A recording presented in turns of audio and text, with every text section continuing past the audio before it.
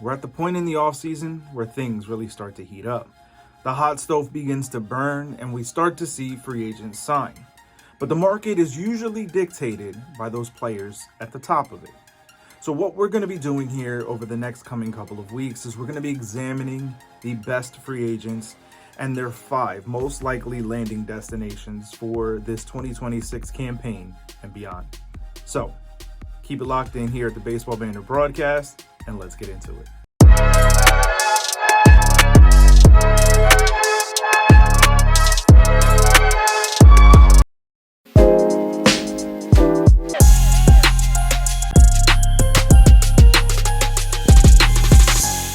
As we get into the number 5 team for the services of Luis Arraez, we name a shadow candidate for me in that of the Pittsburgh Pirates. The Pirates have been aggressive for their standards this offseason, having made a very interesting trade acquiring Brandon Lau from the Tampa Bay Rays. And what that also adds to the Pirates roster is a power hitter. One such thing that they could absolutely use is the services of Luis Arraez and his contact-first orientation. I think that when you think about what the Pirates could absolutely use in 2026, it is a breath of fresh air and a different approach. Obviously, you have arguably the best pitcher in all of Major League Baseball with Paul Skeens, and you want to be able to try to maximize this window with his talents before you end up ultimately trading him to someplace else, as has been the MO for the Pirates.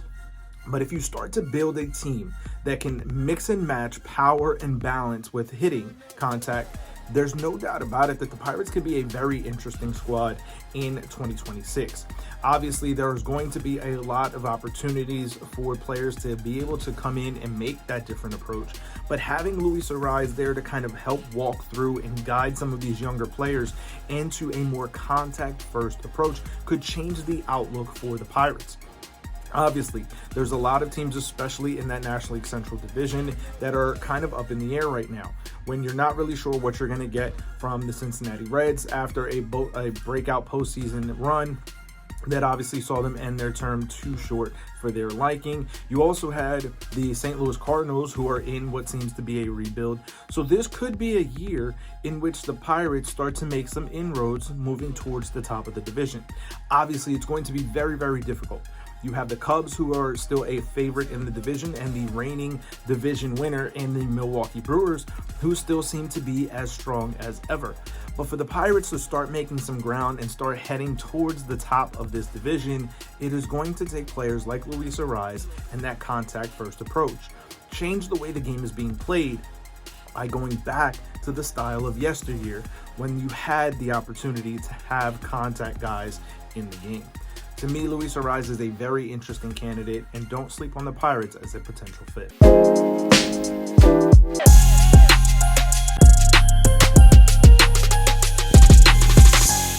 Now, to me, another dark horse potential sleeper candidate for the services of Luis Arraez is a homecoming of sorts, heading back to Miami. When you think about Luis Arraez and what he was able to do with the Miami Marlins, there's no doubt about it. There is a fit there. There is still going to be a fit in 2026 and beyond. I think that when you look at what Arraez could be for that team, much like with the Pittsburgh Pirates, having that young core that he could impart that hitting wisdom towards and that contact-first approach, you change the way the outlook of the game looks for this team, especially when you have this young core of players in the Marlins organization. If you start to teach them how to be a little bit more focused on hitting for contact instead of trying to drive the ball for power, you start to build a team that can be aggressive, that can be like the teams of yesteryear that hit and run and stole bases. That is an opportunity that you have by bringing in the contact player that is Luis Arraez. He's not going to be a burner on the base pass, no doubt about it. But when you have those players like Xavier Edwards, who has good speed, you can use that obviously to the benefit of Luis Arraez. Let's say, for example, you have Edwards leading off, he gets himself a base hit, and here you have Luis Arraez. You can play hit and run, you can have Edwards steal, and you can have Luis Arraez be able to maneuver and manage the bat like the wizard that he has become in this day and era, and really be able to facilitate an opportunity for the Marlins to be a much better team in 2026 than what people are expecting. Obviously, there's always going to be an opportunity for a player like this in the game, and being able to go back to Miami could be a familiar surroundings where he had success. And to me, the Marlins could be another sleeper pick for the services of Luis Arraez.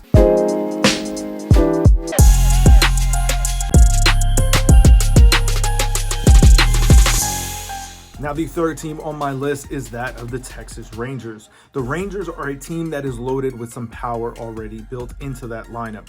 And when you think about what they could add with a hit first, contact first type of player like Luis Arraez, you put yourself in a position where this team now starts to really break down that gap between them and the Mariners in the AL West division. When you think about what Arraez could be for this lineup, having that guy that can go in there and platoon at first base with Jake Burger, but also be able to be that guy that's in that lineup every single day, hitting for contact atop of the order. You also give yourself the opportunity that if you mix and match correctly with your lineup, obviously with the new acquisition of Brandon Nimmo, you can start to see a change in the way that this lineup is constructed and the way that this lineup is built under new manager Skip Schumacher. Obviously, there's going to be a difference and a change in the way that this team looks in 2026. Trading away Marcus Semien, Bruce Bochy is no longer in the dugout. But what you are going to be able to do in bringing in a guy like Luis Arraez is change the way that this game and the way that this lineup is built and functions.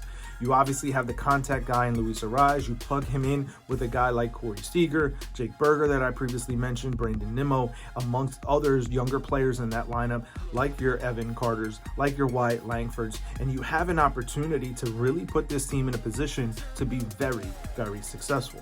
The acquisition of Luis Arraez could truly help the Rangers put themselves back into a favorited status in the American League West division.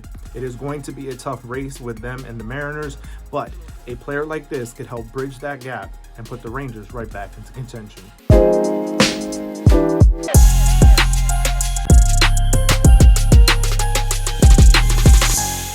As we get into the number 2 team on my list for the services of Luis Arraez, it is that of the San Francisco Giants. I think that the Giants are such an interesting fit for Luis Arraez. Obviously, you have Willy Adames and Matt Chapman on the other side of the diamond, but bringing in a guy like Luis Arraez to play first base for this team could absolutely be a very, very interesting mix. Yes, you already have a DH in Rafael Devers, a guy that you're playing around with at first base to see whether or not that's going to be something that can stick. But what you can do with having a guy like Luis Arraez in this lineup is absolutely mind-boggling to think about. Think about a lineup that has Luis Arraez hitting leadoff. You have Willy Adames hitting second. You have Rafael Devers hitting third, Matt Chapman hitting fourth. You've lengthened your lineup into such a way and to such an aggressive state that you change the philosophy and the mentality of the team that you have.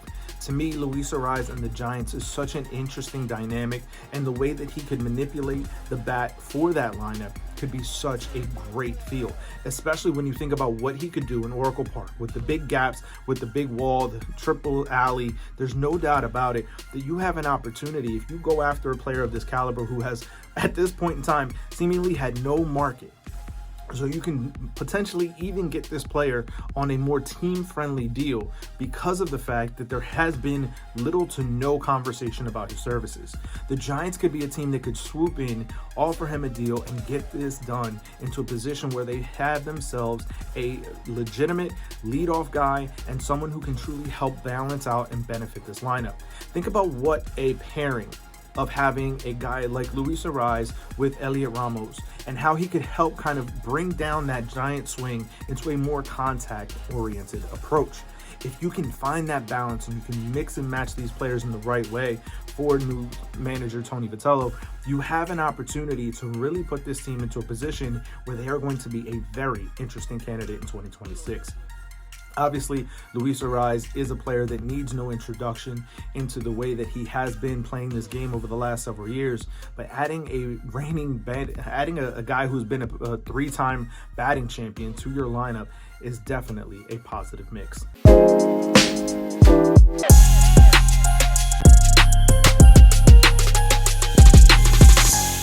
But as we get to the number 1 spot in my list and who I believe is the most likely landing destination, it is a return to San Diego for Luis Arraez. To me, when you think about what the San Diego Padres need, they need to get back to being the team that they were just a couple of seasons ago. When they acquired the services of Luis Arraez, he truly helped this team in a very big way. Yes, defensively, he is going to be a question mark and a liability, potentially at first base, but if you can plug him into that DH role every single day, as you have mostly been doing over the last couple of years with his services, you see how talented he is in that lineup. Obviously, on this video, I've been singing his praises as a contact first hitter, and there's no doubt about it that having that in that lineup for San Diego is definitely a true benefit. It is a bigger ballpark, and the ball does not necessarily travel, especially at night, and you're not going to need that from a guy like Luis Arraez. But what he gives you is he gives you that guy that is going to be consistent, going out there, hitting over 300 every single night, every single season, and you have the opportunity of the guys hitting behind him and or in front of him, depending on how you play the lineup game with Fernando Tatis Jr., as having that real, true balance. When you think about what this team could be with Fernando Tatis Jr., Luis Arraez, Jackson Merrill, Manny Machado, Xander Bogaerts, you have a team that absolutely, in my opinion, can compete in a very, very big way for the division crown. Yes, it is obviously a very difficult division to try and win with the reigning, defending, two-time World Series champion Dodgers ahead of you, but you can start to bridge that gap. The return of Michael King to this lineup, to me, also brings a potential rehiring and a reunion with Luis Arraez. To me, the Padres are signaling that they are not dead in the water, that they are not looking to just pack it in, sell everything off because of potential new ownership that could be in the works. What they are looking to do, to me, is be a team that is competitive. They are the only game in town in San Diego, and they absolutely want to continue to be a favorited destination for all the fans there. To me, a reunion with Luis Arraez is a very smart move for the San Diego Padres, and to me, he is their most likely landing destination. But I want to hear from you, baseball fans. Let me know your thoughts, your feelings down in the comment section below. Where is the most likely landing destination for Luis Arraez? What does that contract look like in terms of the years and the dollars? What is that contract going to be? Let me know those thoughts down in the comment section below. And while you're down there, if you haven't already, as many are not, hit that subscribe button down below and the bell for post notifications. It truly does help us continue to build and grow this baseball community here on the Baseball Banter Broadcast. We have a ton of new creators here on the channel, a ton of new contributors, and we want to continue bringing you the kind of coverage that you are interested in. And by subscribing to the channel, you let us know that we're doing exactly what you want to see. And if you're not seeing the kind of coverage you want for your favorite team here on the Baseball Banter Broadcast, reach out. There may be a place for you to join us here and talk about your favorite squad. But once again, I want to thank you for joining me here, and I will catch you on the next video. Peace.